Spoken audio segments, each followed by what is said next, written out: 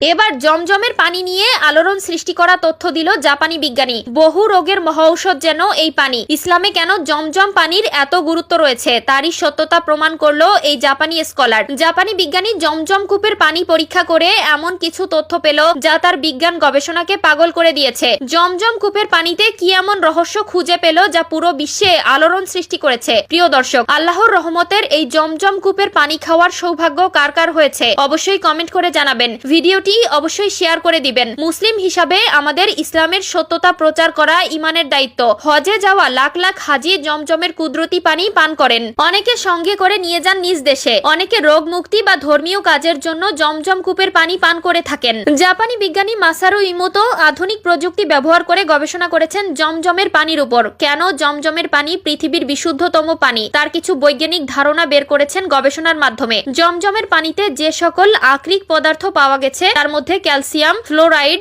Sodium, chloride, sulphate, magnesium, nitrate এবং potassium উল্লেখযোগ্য। কিভাবে এই পানি রোগ প্রতিরোধের উপর কাজ করে, কেন এই পানি একটা মানুষের জন্য এত উপকারী, সবকিছুই যেন তার বিজ্ঞানকে হার মানিয়ে দিয়েছে। এক ফোঁটা জমজমের পানিতে যে পরিমাণ আকরিক পদার্থ থাকে তা পৃথিবীর অন্য কোনো পানিতে থাকে না। সাধারণ কূপের পানিতে জলজ উদ্ভিদ জন্মালেও জমজম কূপের পানিতে কোনো জলজ উদ্ভিদ বা অন্যান্য উদ্ভিদজাত অণুজীব জন্মায় না।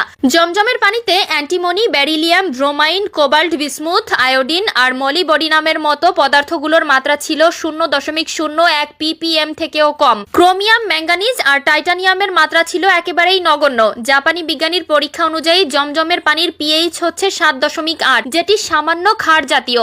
বিজ্ঞানী তার পরীক্ষায় আর্সেনিক, ক্যাডমিয়াম, সীসা এবং সেলেনিয়ামের মতো ক্ষতিকর পদার্থগুলো ঝুঁকিমুক্ত মাত্রায় পেয়েছে, যে মাত্রাগুলোতে মানুষের কোনো ক্ষতি হয় না। মাসারু তার পরীক্ষায় জমজমের পানির এমন এক ব্যতিক্রম ধর্মী মৌলিক আকার পেয়েছেন যেটি খুবই চমকপ্রদ। পানির দুইটি স্ফটিক সৃষ্টি হয় একটি আরেকটির উপরে, কিন্তু সেগুলো একটি অনুপম আকার ধারণ করে। জমজম কূপের পানি ভূমিতল হতে 10.6 ফুট নিচে, অথচ প্রতি সেকেন্ডে 8000 লিটার পানি যদি 24 ঘন্টার মধ্যে উত্তোলন করা যায় তবে এর পানির স্তর প্রায় 44 ফুট নিচে নেমে যায়। অপরদিকে পানি উত্তোলন করা বন্ধ করা হলে 11 মিনিটের মধ্যে পুনরায় জমজমের পানির স্তর 13 ফুট উপরে উঠে যায়। প্রতি সেকেন্ডে 8000 লিটার, 1 মিনিটে 480,000 লিটার, প্রতি ঘন্টায় 288,000 লিটার এবং একদিনে 691 মিলিয়ন লিটার, অর্থাৎ 24 ঘন্টায় 691 মিলিয়ন লিটার পানি উত্তোলন করার পর মাত্র 11 মিনিটের মধ্যে পুনরায় গায়েবী মদদে সেই পানির ঘাটতি পূরণ হয়। এখানে দুটি মুজিজা।